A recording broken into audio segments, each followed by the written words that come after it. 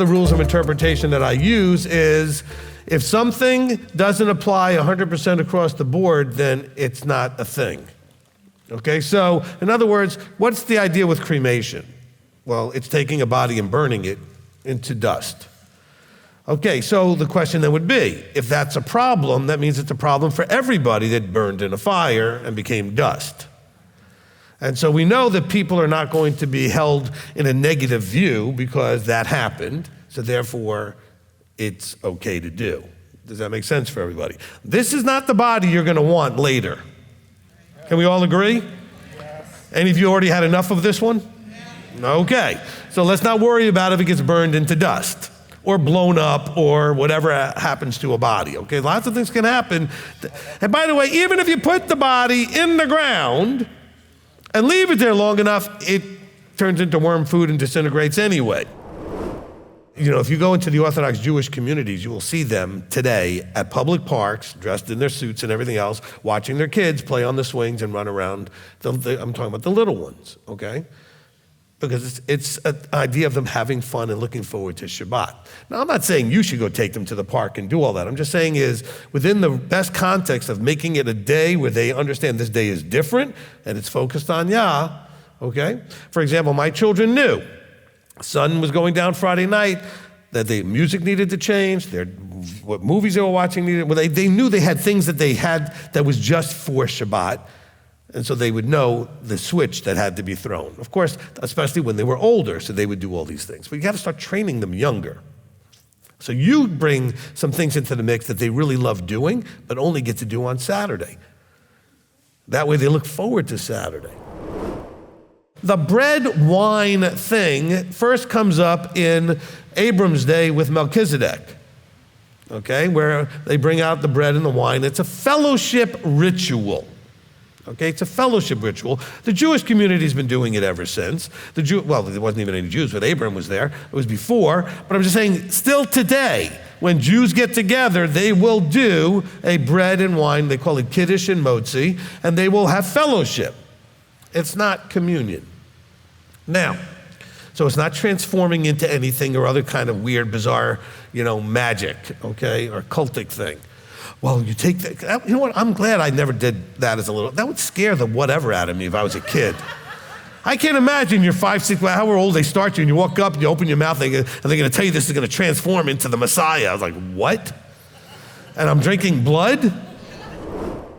People talk about, in Isaiah 58, it talks about not seeking your pleasure. So people say, well, can you have intimacy, sexual intimacy on Shabbat? And the answer is yes. But isn't that my pleasure? Well, of course it's your pleasure, but it's also his pleasure. His first instruction to man was to be fruitful. You're not gonna do that by just planting a garden. That's not what he was talking about, okay? He didn't say go create an apple grove or something, And so it's his pleasure also to see you come together as one in love together, desiring each other. That's part of the glue that keeps you together, right? So it's his pleasure. Otherwise, this was, well, it's my pleasure too. Well, yeah, wait a minute. Do you praise? Do you sing when you praise? Do you enjoy it? Is that your pleasure or his pleasure? Understand that this is specifically addressing men about adultery. In the context, it would have been, you guys look at that woman, she's married, and you think just because you didn't go ahead and act on your thoughts that you're okay. He's saying, no, the thoughts are a problem too. Your desire to commit the act is a problem. And by the way, he says the same thing in this section here about the idea of murder, verse 21. So a couple of verses earlier, he's giving another very passionate thing that we do, right? It takes a lot of emotion and passion to kill somebody or to go and be intimate with somebody. He's saying, you guys need to get control over that desire that drives those things. Because it's that's gonna get you in trouble at some point. Because that desire, if not regulated, handled, and dealt with, is going to lead to an action. There's usually 3 choices to most things, and the third choice is not acceptable.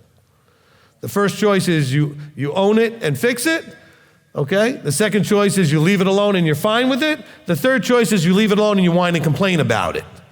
That's all there is in every situation. 3 choices. Fix it, accept it, or accept it and complain about it. That's not really accepting it. Okay, so there's really two choices. Either accept it, which is what he's talking about here, be content, or fix it. But be content until you fix it. But to stay where you are and whine and complain about it makes no sense. You're miserable and you're making everybody around you miserable.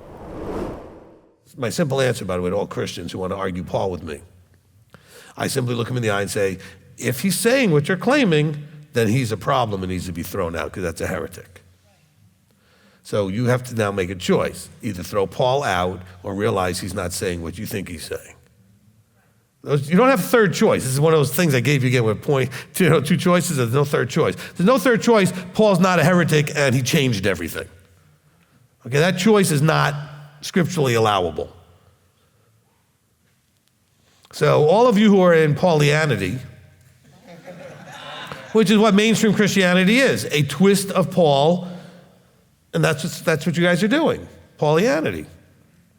And I feel bad for the way he's been treated because I think that he's terrific in almost every way I can possibly think of, but only because of the way he's been used over the years to undermine everything that's important. Make the best effort you can. Yes, you can go to restaurants. Yes, those restaurants are going to cook stuff often on the same stoves and in the same, type of way that they're doing. And so do the best you can to avoid that, all right? Some of you are going to think, oh, you're just being all weak. No, I'm understanding that Abba has allowed us to be at this time in dispersion where we're doing the best we can. How much Torah do you think they kept in Babylon? Okay? Do you think they were all keeping everything? No. But they were sent to Babylon and told to make houses and to, live and do all those other things. We're in dispersion. Make your best effort. This is about showing him that it's in your heart. So your best effort may not be the next person's best effort. It's your heart that you're demonstrating, okay? It's not about being the best at keeping the Sabbath or the best at doing this or the best at doing that, but doing it the best you can for what it develops coming out of you. See, Paul was trying to explain, look, not here in Corinthians, but in Galatians, he was saying, it's about becoming Messiah. It's not about getting your works correct or perfect. I shouldn't say correct, but perfect. Yeah, look, let's go back to the question about the meat. The very simplest thing, if you're not making the move to stop eating pork, then that's already a problem. Now, is someone going to get more or less because they're a little bit more anal or perfect about it? I don't know, but at least you got to make the move to stop eating the pork in the first place. Okay? You got to move from Sunday to Saturday. You got to stop doing Christmas and Easter and do the holy days. You got to make these moves. But do you do them perfectly? I'm sure you don't.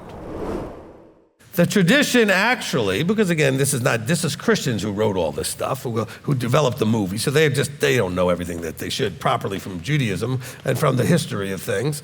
So the mezuzah, out of the desire, we do things physically to express an inner desire, right?